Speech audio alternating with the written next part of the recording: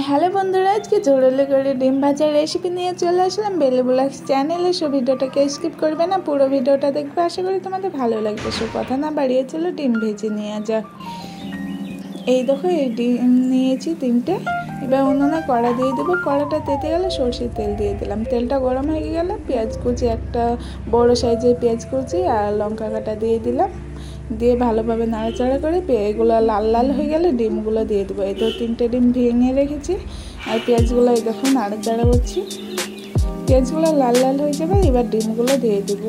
ডিম দিয়ে দিলাম, পরিমাণ মতো নুন দিয়ে দিলাম আর হলুদ গুঁড়ো দিয়ে দেবো। এবার দিয়ে তারপরে নাড়াচাড়া করে নেব। আমার কথা শুনে কেউ কিছু মনে করো না প্লিজ, আমার ঠান্ডা লেগেছে আর জ্বর এসেছে, তো সেই জন্য এরকম কথা লাগছে। তোমাদের সঙ্গে কথা বলতে বলতে দেখো ভাজা হয়ে গেছে। এবার দিয়ে দিলাম অল্প একটু জিরে গুঁড়ো দিয়ে দিলাম। দিয়ে বারবার নাড়াচাড়া করে দেখো আমার ডিম ভাজা হয়ে গেছে। এই ডিম ভাজা তোমরা লুচি, পরোটা, রুটি, ভাত যে কোনো কিছুর সঙ্গে খেতে পারো।